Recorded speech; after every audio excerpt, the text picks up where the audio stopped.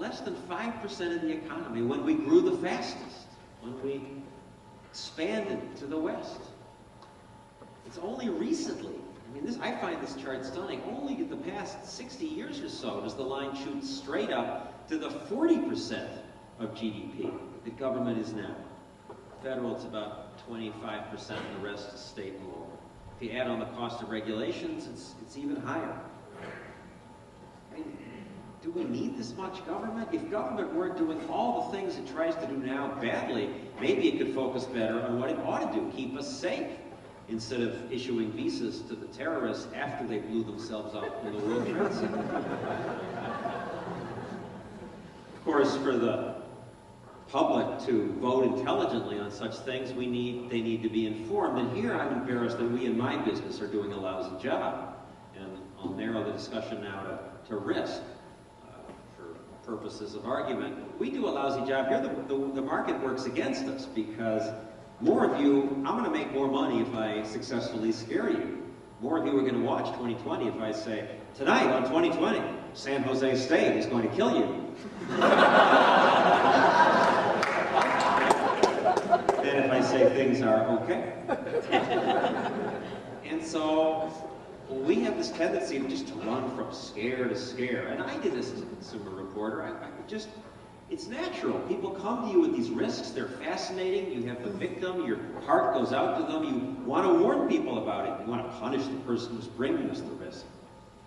And eventually I was getting sick of this, though. I was starting to wise up, and I spent half a year compiling a list of what kills people in America so I could put it in perspective. And one turning point came when a producer rushed into my office all excited. He had this story from a trial lawyer. Big lighters are exploding in people's pockets, setting them on fire. I've killed 4 Americans over the past 4 years. Now, I don't even think it's true, but there's an evil partnership between the trial lawyers and the reporters, because the trial lawyers bring you the story gift wrapped.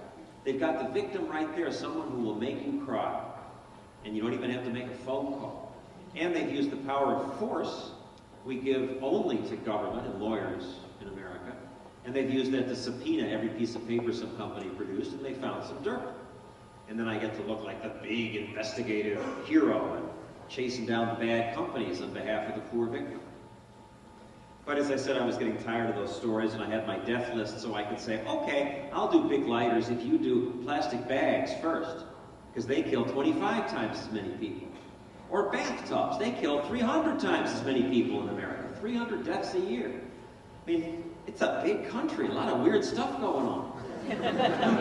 If we scare people about every ant, people won't pay attention when the elephants come. He called me callous, and they got Bob Brown to do the story. And I went to my bosses and said, let me do a show that ranks risks, an hour, that really puts risk in perspective. Wouldn't that be a good thing for a consumer reporter to do? And they said, yes, it would. We'll get back to you. And they didn't. But then the market worked. 2 years later, I got another job offer, and to keep me, ABC agreed to give me some primetime specials, and I insisted the first one be one we called, Are We Scaring Ourselves to Death? I actually wanted to call it, We Are Scaring You to Death. And in this show, we tried to rank risks. Let's go to the next slide. The way the risk specialists do it, it's not really fair to compare risks by how many people are killed, because something that kills children is more socially tragic than something that kills people my age. So the way they do it is compare them by how many days does each risk take off the average life. And the top one on this chart is air crashes. Now, clearly that's big news. I covered the plane crash. But even with September 11th, there have been, on average, over the past 20 years, a total of fewer than 200 deaths per year from plane crashes. That's less than 1 day off the average life. The next category is toxic waste. Now, there's no proof that Superfund sites like Times Beach, Missouri, or Love Canal, New York, which have been highly publicized hysterically by 60 Minutes and others, and we're spending hundreds of millions of dollars to clean them to the point that children could eat X teaspoons of dirt and not get sick. There's no evidence they've hurt anyone, but taking the most hysterical estimate I could get from a hysterical environmental group that maybe 1,000 Americans get cancer from these sites every year, assuming that's true and that they all die, it would be less than 4 days off the average life. Compare that to house fires, 4,000 deaths a year, 18 days off the average life. A $10 smoke detector makes huge sense. And then murder, what leads the news, 20,000 murders a year. So if these were all the risks, you could say the press was not doing that bad a job. But did that work as a signal? Yes. But it gets silly when you look at the bar for driving. This ought to make us rethink our plane crash coverage, because we go nuts when planes crash. We're here live at the scene. We don't know anything, but we're here live, and we'll keep telling you what we don't know live for hours.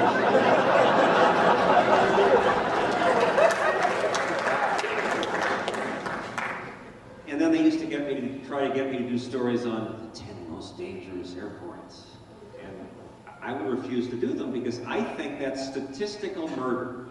Because when we scare people about plane crashes, more people drive to Grandma's house, and that kills people. And it ought to make you wonder about the person who drives farther to get to the organic food store. It's also really silly when you look at smoking. And the idea of a smoker worrying about getting brain cancer from his cell phone is just nuts. And this last bar, I think, is the most telling. It says poverty, it should say low income. Studies in America have shown that if you're below the poverty line, or in other countries, if you're in the lowest quintile of income, your life is 7 to 10 years shorter.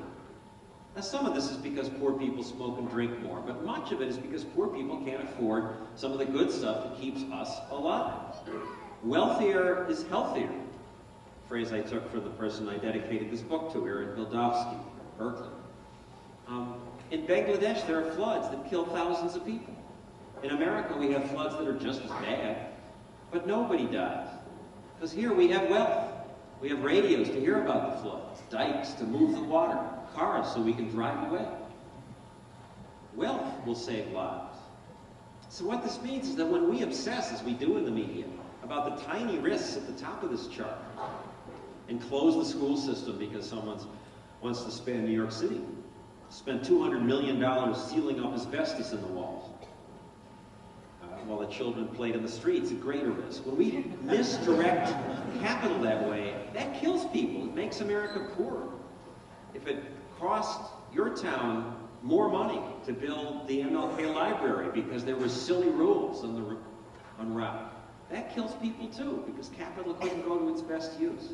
I mean, the headline should be, new OSHA rules save 4, kill 10. But we don't see that because we don't think that way. I'd like to close with one thought experiment to illustrate that. Well, let me back off and say that I finally wised up to this and started reporting this way, and I was stunned at the reaction I got. Hence the title on Give Me a Break, that I've become the scourge of the liberal media. I won 19 Emmys doing consumer reporting. Since then, I've won none. Apparently the process is a little political. After I did a show about this bar graph, I was invited on CNN's Reliable Sources program. When I got there, I found they titled it Objectivity and Journalism. Does John Stossel practice either?